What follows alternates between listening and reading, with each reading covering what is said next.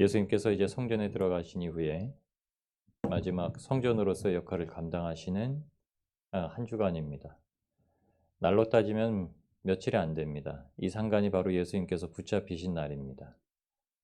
안식일에는 하지 말자 하여서 예수님을 목요일 밤에 붙잡고, 그리고 금요일 새벽에 신문하고, 금요일 낮에 십자가에 달려 돌아가시고, 그리고 나서 채 3일이 되지 않은, 시간상으로는 3일이 되지 않은 주일 새벽에 예수님께서 부활하셨습니다. 오늘 주님께서 어떻게 이 가운데 기도하셨는지, 우리가 주님의 그 행적을 따르고 주님과 같이 이 세상 가운데 정말 하나님의 마음을 품고 기도하는 자로 주님을 따라가게 되기를 소망합니다. 오늘 주님께서 기도하신 곳이 겟세마네 이곳입니다. 이 지역의 특징이 참 중요합니다. 누가복음에는 이걸 감람산이라고 표현합니다. 잘 아시겠지만 감람이라고 하는 것은 올리브를 말합니다. 여러분이 좋아하시고 잘 드시는 올리브유가 그 감람입니다. 근데 감람산에 감람이 많이 나면 올리브를 짜는 틀이 필요하겠죠. 이 겟세마네라는 지역, 그리고 겟세마네에 있는, 우리가 동산이라고 표현하는데, 겟세마네라는 곳이 바로 기름 짜는 틀이라는 뜻입니다. 그러니까 올리브를 다 털어가지고 그곳에서 기름을 짜서 굉장히 소중한 양식으로 삼았던 곳이죠. 그 겟세마네에서 예수님께서 땀방울이 핏방울처럼 땅에 떨어지는 기도를 드리십니다. 누가복음에는 그렇게 표현합니다. 의사 누가는 예수님께서 기도하셨던 그 순간을 그렇게 표현합니다. 예수님께서 얼마나 힘을 다해 기도하셨는지. 그런데 그 기도가 예수님께서 짊어지셨던 십자가를 위해서 기도하셨던 것이다, 이것이 아니라 예수님께서 구원하시기 위해서, 저와 여러분을 위해서 쏟으신 그 기도의 눈물이고 기도의 땀방울입니다. 기름 짜는 곳에 반드시 저와 여러분이 있으셔야 됩니다. 우리가 기도를 그렇게 할 수 있다는 것이 아니라 십자가를 지시기 위해서, 피할 수 없는 그 십자가의 잔을 받으시기 위해서 예수님께서 하셨던 기도, 그 자리에 주님과 함께 있을 때 하나님께서 우리에게 뜻하신 바를 또 기도 가운데 알게 하시고, 우리가 미처 깨닫지 못했던 것을 가지고 세상을 위해서 또 예수님의 그 크신 일을 위해서 기도하며 나아가게 될 줄 믿습니다. 예수님께서 계신 자리가 바로 기도 자리입니다. 그래서 산상에서 우리에게 교훈하실 때 골방에 가서 아버지께 기도하기를 주님께서는 명하셨습니다. 우리가 간절한 마음으로 예수님의 품 안에서 기도를 올릴 때 깨어 기도할 수 있습니다. 어떻게 우리가 깨어서 기도할 수 있느냐? 로마서 8장에 우리에게 약속하시고 주셨던 말씀입니다. 로마서 8장 34절, 35절 말씀에 주님께서 하신 말씀이 이렇습니다. 누가 정죄하리오? 사도 바울은 주님 품 안에 있는 자들을 절대 정죄하지 못한다. 누구도 구원받은 자들에 대해서 심판하지 못한다. 그리고 세상의 사람들에게 잡혀서 예수님의 이름으로, 그 이름으로 가르치지도 말고 전하지도 말라라고 하지만, 하나님의 말씀을 듣는 것이 옳은가, 사람들의 말을 듣는 것이 옳은가 너희가 판단하라고 했던 사도들의 말처럼 세상은 우리를 정죄할 수가 없습니다. 여러분, 우리는 그런 존재들입니다. 세상은 우리를 죄가 있다 정죄할 수 없고, 우리를 구원받지 못했다 정죄할 수 없습니다. 우리가 주님의 품 안에 있는 이상 주님께서 항상 우리를 붙드시기 때문입니다. 로마서 8장 34절, 35절 말씀 제가 읽겠습니다. 누가 정죄하리요? 죽으실 뿐 아니라 다시 살아나신 이는 그리스도 예수시니 그는 하나님 우편에 계신 자요 우리를 위하여 간구하시는 자시니라. 아멘. 지금도 예수님은 겟세마네 동산에서 저와 여러분의 구원을 위해서, 그 십자가를 위해서 간구하셨듯 우리의 삶이 구원의 길 위에 잘 서 있도록 간구하시는 분이십니다. 여러분, 예수님을 늘 의지하시기 바랍니다. 그리고 내 기도가 항상 그 주님의 그 간절한 기도에 묶여 있기를 소망하시고 또한 기도하셔야 됩니다. 누가 우리를 그리스도의 사랑에서 끊으리요? 환난이나 공고나 핍박이나 기근이나 적신이나 위험이나 칼이랴.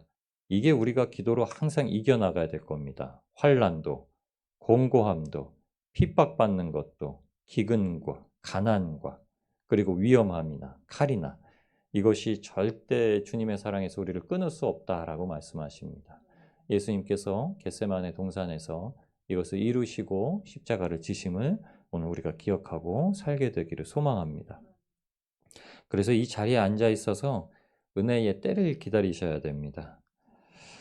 마태복음 26장 39절에도 이렇게 얘기를 합니다. 내 아버지여 만일 할 만하시거든 이 잔을 내게서 지나가게 하옵소서. 그러나 나의 원대로 마옵시고 아버지의 원대로 하옵소서. 할 만하시거든.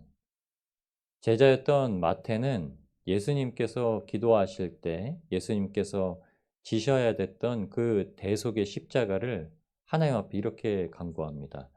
아버지, 주님께서 하실 수 있으시거든 이 잔을 내게서 거두어 주시옵소서. 그런데 하실 수 있거든 이 말이 벙어리 귀신 들린 아들을 데리고 왔던 아비가 예수님께 드렸던 말씀입니다. 마가복음 9장에 보셨던 말씀입니다. 마가복음 9장 22절 23절에 무엇을 하실 수 있거든 이 말입니다. 무엇을 하실 수 있거든 우리를 불쌍히 여기사 도와주옵소서. 예수님께서 그 아비에게 이렇게 말씀하셨습니다. 예수께서 이르시되 할 수 있거든이 무슨 말이냐? 믿는 자에게는 능치 못할 일이 없느니라. 아멘. 예수님께서 하셨던 말씀을 고스란히 그 기도의 자리에서 하나님 앞에 드립니다. 그리고 나서 바로 하나님의 뜻을 구하십니다. 나의 원대로 마옵시고 아버지의 원대로 하옵소서.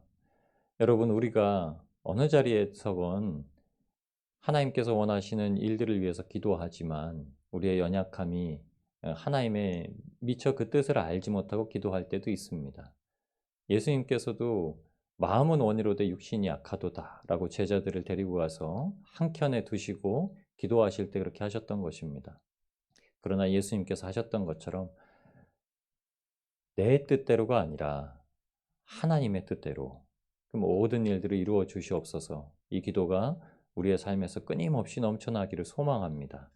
때로 우리 눈에 가시적으로 보이는 것들이 우리가 원하는 하나님의 복이다, 복이 아니다 라고 여길지라도 그게 하나님께서 가장 좋아하시고 기뻐하시는 일임을 우리가 날마다 기억하고 깨달아서 우리가 깨어 있어서 주님과 함께 동행하는 그 하나님의 귀한 자녀들이 될 줄로 믿습니다. 두 번째는 십자가의 기도로 시험을 이겨내야 된다는 겁니다. 여러분 하나님의 시험을 우리가 그렇게 치르고 있다는 겁니다. 복음서에 보시면 예수님께서 제자들을 데리고 겟세마네 동산에 올라가시고 그리고 제자들에게 이렇게 말씀하십니다. 여기 앉아 있으라. 가롯 유다를 제외한 11명 중에 3명을 따로 데려가시니까 8명을 그 자리에 앉히시고 조금 더 떨어진 곳으로 베드로와 야고보와 요한을 데리고 가십니다. 그리고 그들에게 돌 하나 던질 만큼의 거리를 두시고 다시금 예수님께서 기도의 자리로 물러가십니다. 여러분 십자가의 자리에 조금 더 가깝게 가는 제자들이 있습니다. 그들에게 원하셨던 것은 여기 머물러서 깨어 있을 뿐만이 아니라 시험에 들지 않도록 깨어 기도하게 말씀하셨습니다. 38절 말씀입니다. 시험에 들지 않게 깨어 기도하라. 왜 이 말씀을 하셨냐? 37절에 제자들이 자는 것을 보시고 베드로에게 말씀하시되 시몬아 자느냐? 내가 1시간도 깨어 있을 수 없더냐?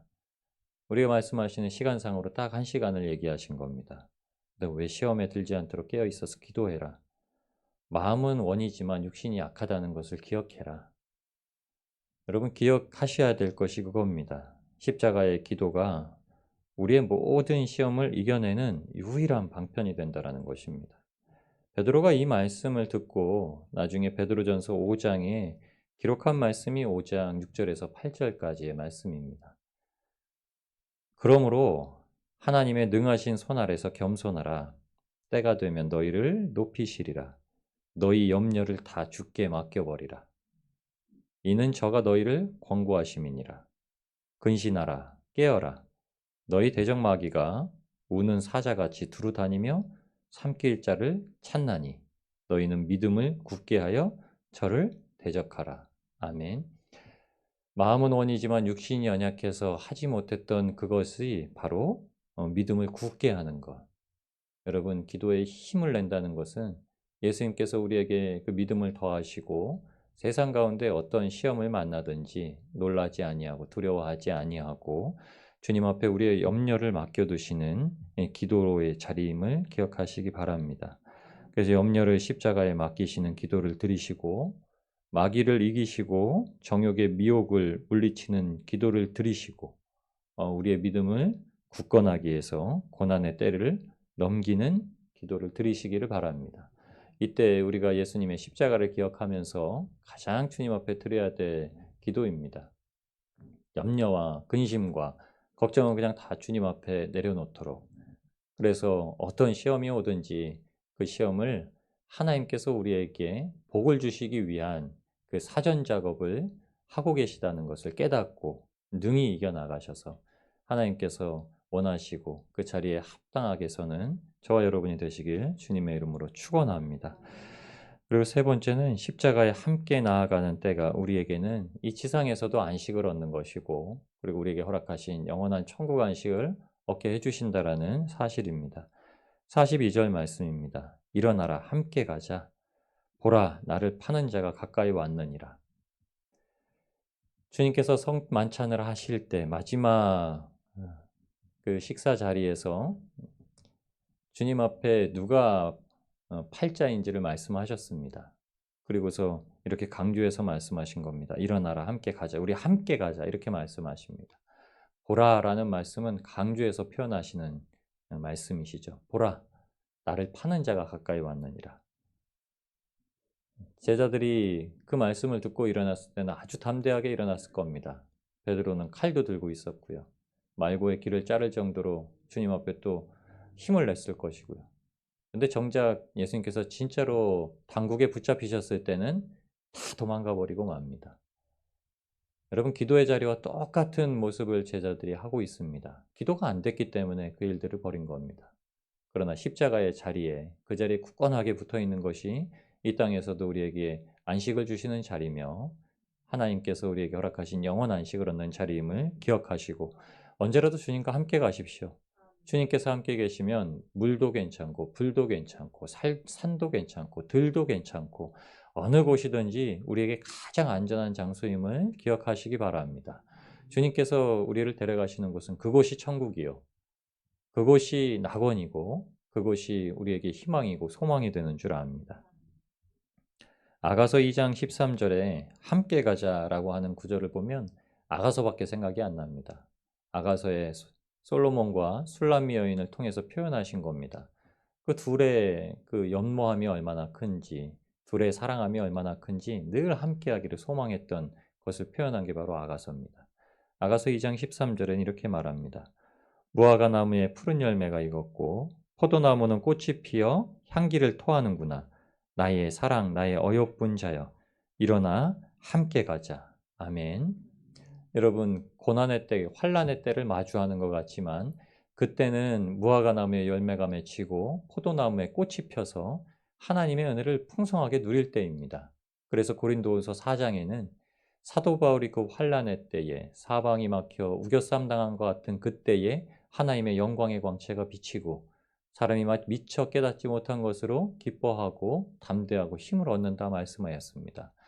여러분, 우리가 이 땅을 살아갈 때 두려워할 것이 무엇입니까? 예수님께서 우리를 위해서 그 피를 쏟으시기까지 땀방울이 사람들이 보기에 핏방울같이 된 것 같이 우리를 위해서 기도하셨습니다.